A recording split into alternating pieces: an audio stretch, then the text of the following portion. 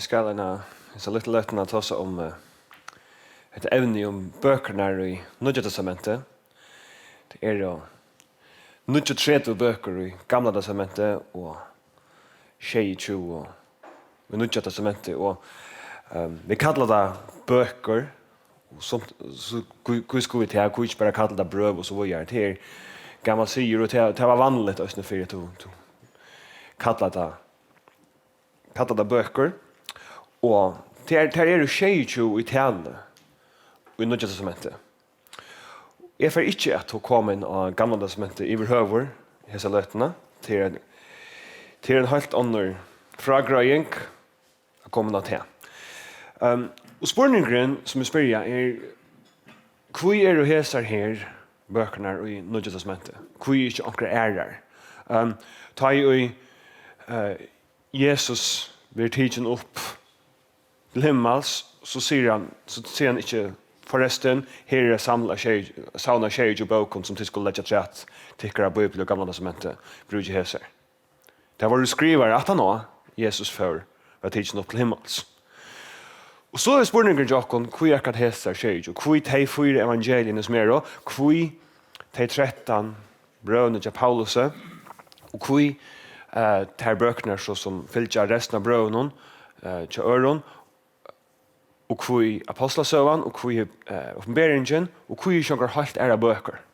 Og jeg får ta oss om hvor prosessen har vært, hvordan blir det til, rent søvelige, at det kom her til. Herfra kan jeg som kristen si at en årsak til det det at så er yngste god til. Han styrte det såleis. Han fikk det å være såleis. Men for det kunne vi hitje etter, løyve oss hitje etter prosessen. Og jeg halte i øyne at som kristen skulle vi løyve oss til at hitje. Og ikke være bengen for at akkurat kommer fram, som vi kanskje hoksa hatt han vår ikke fortelle for nøkron eller for akkurat bøttene. Det sannløygen det som sannløygen og så viser i sannløygen at det ikke bengen for å løyde nekastan. Og et som også avhåvers på denne vei, det at vi suttje avbendingar i nýggja testamentet langt om at bøker og nýggja testamentet vil rakna som skriften. Det er brukt ordet grafei, skriften av griskot at det skriva. Skriften sier, det ganger om at det gjør noen nýggja testamentet. Og gjør noen særlig Matteus evangeliet, alle tøyene som skriften sier, som skriva Og hvis jeg prøver å hitje lykka, etter jeg kan ta sattene som jeg har i bjør her på et annet Petersbrev 3:15. Så stender det her, og her stender det at «Råkne lenk med å høre akkara for frelse, hette det som elskar brøver akkara Paulus, som skriver til henne etter vursdommen i hånden giv. Det gjør han øysen i ødlom brøvensøynen, ta i han og taimon taler om hetta. Og i taimon et og annet som torsførst et skilja, og som hinn i øvlærd og øvfest og utledja skøyft. Og så stender det, hetta gjør at hei øysene vi hinner skriftene ser sjølvån til undergeng. Det vil si, han sier her på at det er folk som utledja skriftene skøyft ser sjølvån til undergeng. Så det er ikke bare et eller annet som det skriver over. Og hetta gjør det brøv Paulus her, og det gjør det øysene vi hinner skriftene. Så det ser ut som en avbending om at Peter her raknar brøv Paulus her og på i skriftene. Altså gamla testamentet, at det skriftene. Hitt døme 4 Timoteus, som nok det sørste brevet som Paulus har skrivet. Han sitter i fangsten i Rom, og det sørste brevet han skriver aller helst til 17 Timoteus. Det brevet han skriver til sin unga vin, og det 4 brevet han skriver i kapittel 5 og vers 8. Her et øyelig spennende vers. Som kjøtt at lese forboi og ikke huks unga stendere. Her stender, så i skriften sier, «Tu måst ikke mulbinda oksan og treskjer, og arbeidsmæren lønnsyn av verden». Altså han sier i øyntall, skriften sier. Skriften sier. Og han brukar som et argument for hvor man skal være vise den eldste høyer. Så brukar han argument til skriften sier. Og så han 2 sitat. Skriften sier 2 ting. Du måst ikke mulbinda oksan og treskjer, og arbeidsmæren lønnsyn av verden. Og det 4, du måst ikke mulbinda oksan og treskjer, det et sitat ur 5. Mosebok, kapittel 16. Men det 17. Arbeidsmævende lønnsene verder resultat av Lukas evangelium. Hans setninger stender ikke i gamle testament. Det bare et annet sted vi finner det i Lukas evangelium. Lukas og Paulus tar fyltost. Det var Paulus var missionsfer i det som det Torskaland, så møter han Lukas, og Lukas var verande tjanen helt ländan, så han var kanskje den sørste som var verande sammen med honom i Rom. Og han ganske sammen med honom helt han skriver dette, og han råkner sjalover, ser det ut til. Det en avbending kurser. Helt så tullig. Men hvis vi så hoppas som det vi så jag vet att nog så kött så börjar folk att göra listor. Kristendomen spröjs i ölla kött utan det som tar var romerrike, för runt om mer have bei norrafyr och sånafyr och för ända österrätter, norrätter och så gör det. Glädje på skaparen.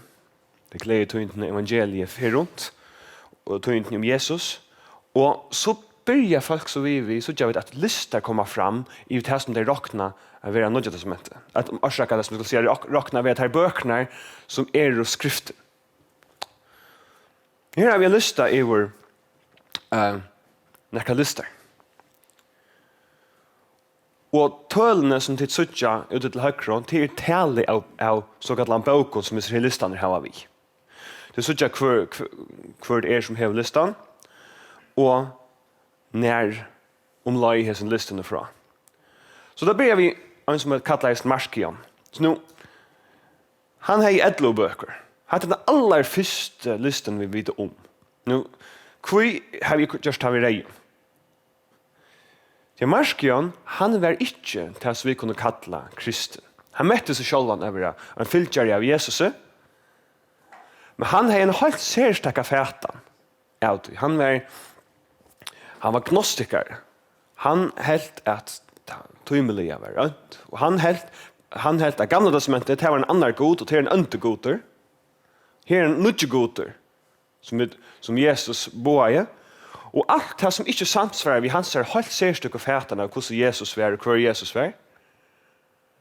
Det säger han tackar skräll. Och han fick helt inte Lukas evangelia passa till. Så han tog bara och kota ett möjliga pasta bors ur Lukas evangelia. Och säger, nu har vi det.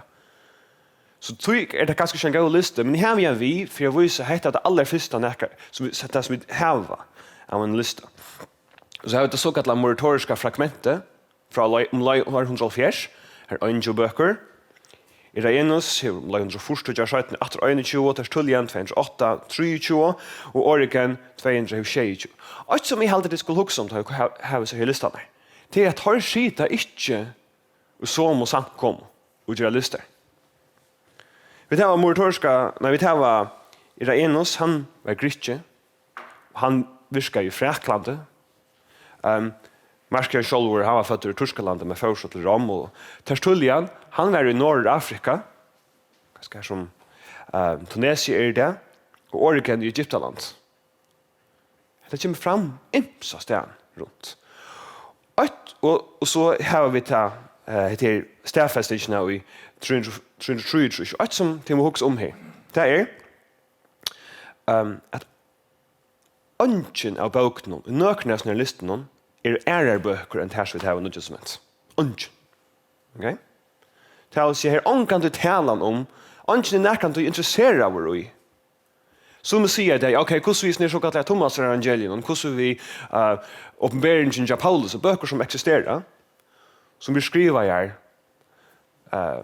första lei 103 efter Krist. Ungen var intresserad av böckerna. Av de första kristna runt allt mer här. Ja, point. Det är ända så jag vet ut i moratoriska fragmenten från 104 att här är en som heter Pius. Han är i Rom och han var biskop på eller Ivesudjar i Sankom i Rom. Och han säger att han diskuterar en bok som snäck fyllt skulle färre på i. Som kallas Hyren, Hermes, en bok. Snäck huxa skulle färre på i. Han säger, kui är hon inte vi? Jo, hon är visserligen gå att läsa, men hon är skriva sajten, hon är inte skriva av apostlen. Hon ska inte vara vi. Okej? Som man faktisk sier til at i 333 ta her ut den første listan. Jeg vet ikke om det har hørt det her at det var en kyrkjefunder i 301 landa som bestämmer hva bøker skulle være nødvendig. Ta blir det bestämma. Hva skal det hørste? Eller færdig det høyre til. Funder i nýggja, det som miskylling, det ikke funder i nýggja, ikke vi tar gjøre.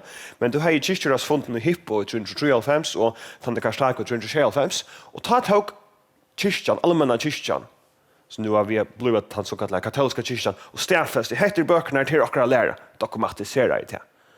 Men du vil ikke blanda det her ved at finne på det. Okay? Så hvis vi hadde haft en fund, la oss si at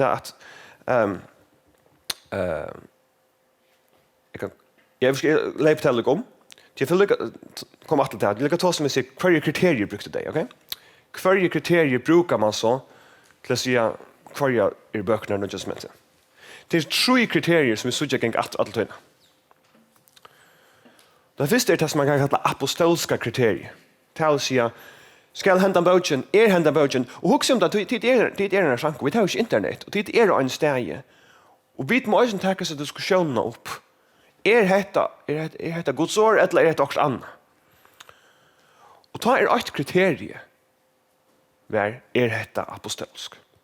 Så det falskene har det seg at jeg vil øle kritisk. Det skulle vi være glad for, at det ikke bare taker mot øynene kvar.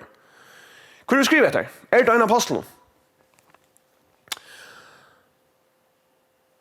Et annet kriterium er det som man kan kalla katolsk. Og nå må du som går på et stand der ikke bli forstyrret av denne åren. Katolikos, det mest simpelt kataholos, 4 ødel.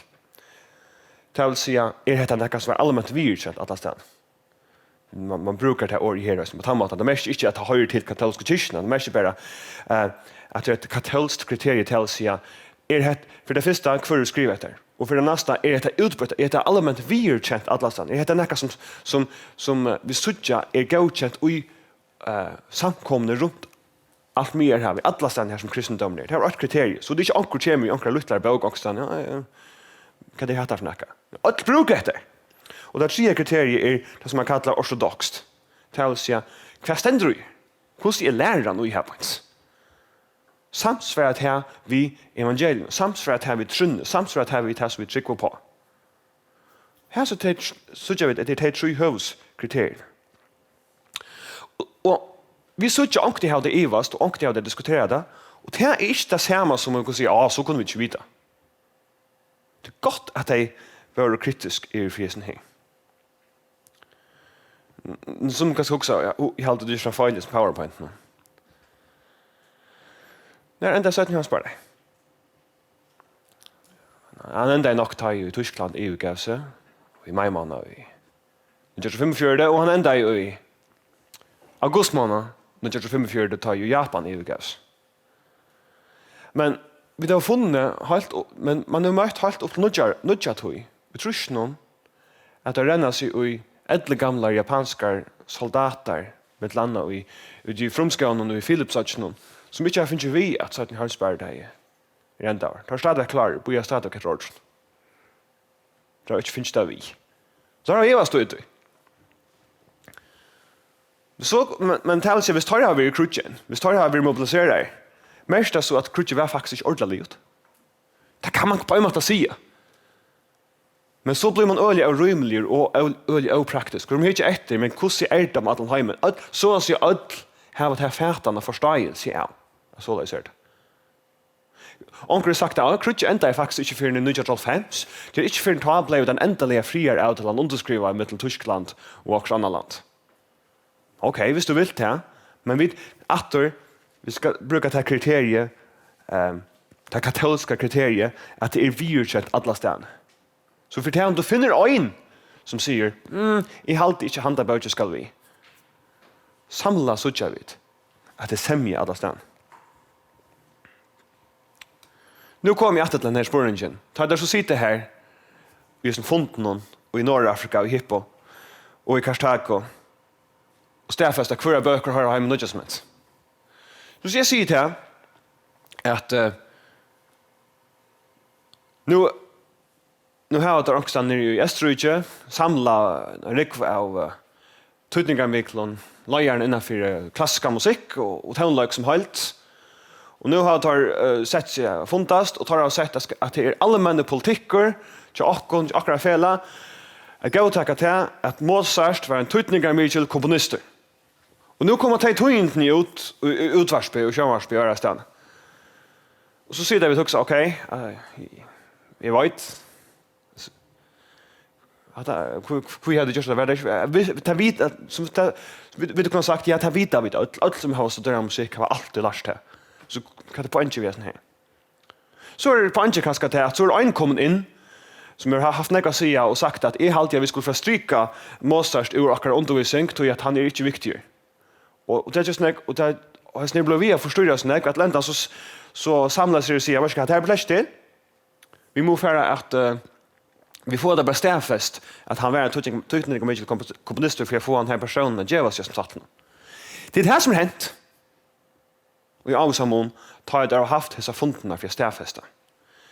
Det vil si at tar jeg der hatt hessa fundene i 393 og 395 her som kyrkjan er allmänt, alle biskopene samlas, og nekker av dem, for å si at dette er allmänna læren om hva bøker er nødvendig som heter, så er det ikke tog at det har vært evamal om det. Så er det for å stedfeste det som ødel langt og brukt. Stedfeste det som ødel langt og visst. Det er det mening? Det er stedfesting for å slippe undan. At onker at den skal bli via ivast og at den sier akkurat. Og oftast da vi har seg kyrkjeras fundene, og jeg tar i læren om trojøntene at Jesus er god, og i Nikea 325, og det har vært stedfest. Så var det ikke tog at nå skulle vi for å finne på det. Det passer okkur. Så var det tog at det var en biskopur, Arius, som jeg finner ikke noen filter, han sier det passer ikke, så kom til å lykke som sier, hette det allmänna læren, og dogmatisere av det som ødel langt praktisere og tro. Men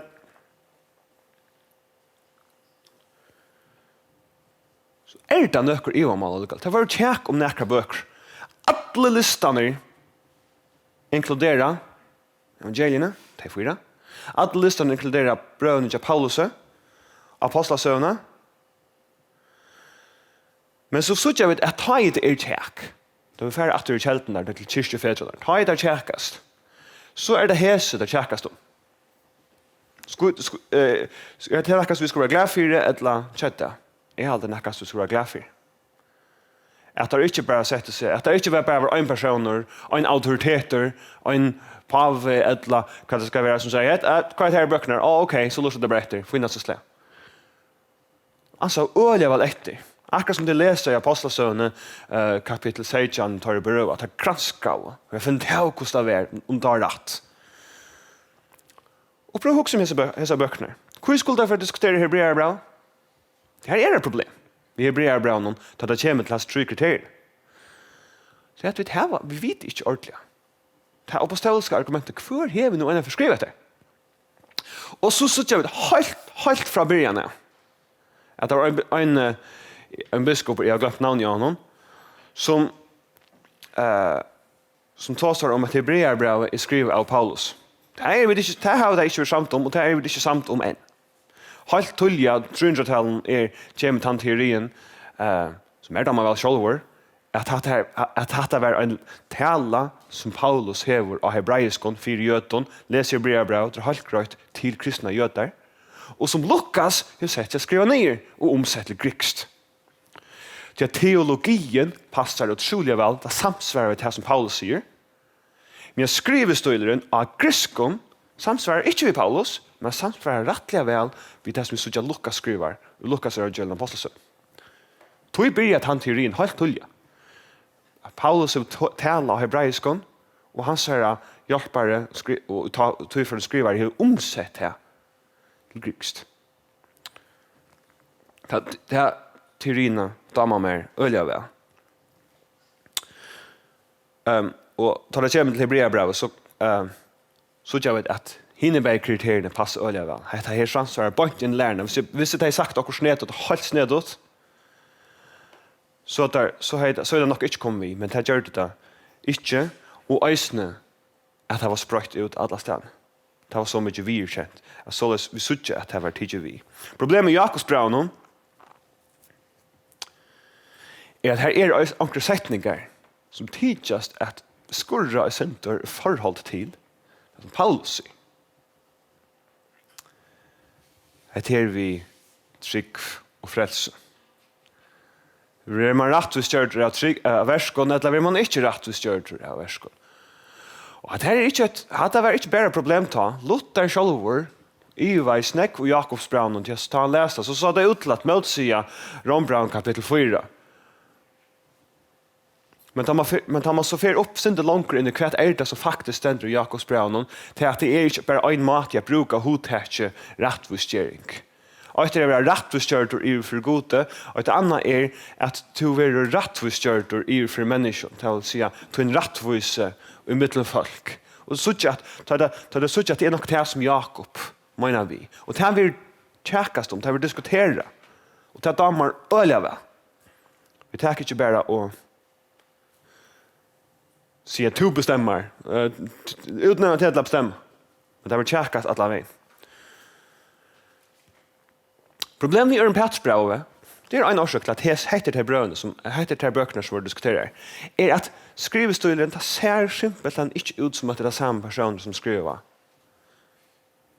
Fyra Petersbrev. Skrivestolen er så annerledes. Og tog for hoksa, bo igjen og begynner vi nå. Hette er grekst. Hette nekvastane, vi har brukt teologien i gå, men det skurrer at det ser ikke ut av det samme som 17. Fyra Petersbrev som er skrivet. Skrivestolen her lydjust øylandek og en ørenbrev. Ser ut av det samme som man bare hikker til hvordan skriver, og til Judasbrev. Her er en teori. Peter og Judas, og det er ikke Judas Iskariot som sveik Johannes, det er hin Judas. Peter og Judas var nær. Det var gentust. Og da har vi anka troblager vi, som Nick har sagt, at Peter tåsar øysten av hebraiskon, eller hever hetta sia, men Judas skriver det nye griskon. Så det som han skriver av griskon. Og sørst enda blir det her tidlig vi holdt kjøtt. Anna og 3 Johansabrev, det eneste problemet med Taimon var ikke teologi, det var ikke at vi har troblaget vi kunne drømme være, og heller ikke at det ikke er utbrøtt, selv om det ikke var like utbrøtt som det er bøker, men det føles ikke som en bibelske tekster. Det føles bare som et for personlig brev, da man leser det. Og det passer oss ikke. Hvordan er ofte taket tid 3 Petersbrev fram og tykker bibelbølge? Det føles ikke så teologisk. Men for jeg viser at det var diskutert, det gjør vi forresten i akkurat husbølge her i 4. Vi finner ikke helt å fæte nek på sjur. Så gjør det det også. Og som sagt, Judas er brevet. Det er nesten ut som 4 Petersbrev her, og 17 Petersbrev, Judas er brevet har sammen. Det har vi ikke problemer med. Judas og Peter var det sammen. I større mån. Og hva handler det problemet i åpenberingen når man er? Er de sikre på, er de sikre på at vi skulle ha en bok vi skriftene her som du har et mulig monster som kommer fra sjøvnen og alt mulig? Er de sikre? Det var utbrøtt. Og høvende er ikke et problem, men her er det hva det handler om. Teologien er en gang. At du er tidvidt av det selv. Åpenberingen er ikke... Jeg prater jo en av 20 år gammel jente som oppvaksen og i samtkomne og unga kvinner. Hun sier at hun er omgående og lyser åpenberingen at hun tar det ikke. Og hun er ikke det letteste for alt vi. Men så enda så kommer det frem. Det som jeg regner å si, jeg vil skulle være glad for at jeg har tjekkast om etter. Tar vi suttja samlingarna, listarna i bøker. Tar vi suttja at det blir att sätta böcker sammen. Alltså det vill säga vi har ett kodex och istället för att ha pergamentruttler att du har det som vi kallar böcker. Så suttja vi att samlingarna häva alla det här tjejer och böckerna. Och så ser inte samling näkastane häver era böcker vi. Det har det inte vi. Så vi suttja att helt tulja så är det böckerna hesa böckerna gauticknar som apostolskar. Det är gauticknar som katolskar som för jag säga att hette är det som de brukar alla ärastan i ösen. Hette är det som kyrkan har brukt alla tøyne. Så tulja och så spjatt ut. Det har framskarant. Og helt tullig over stafest, her som bøkene finner vi det rødt og læren. Og det som øyelig tøtninger mye etter, at det er ikke en autoritet som kontrollerer sånn her.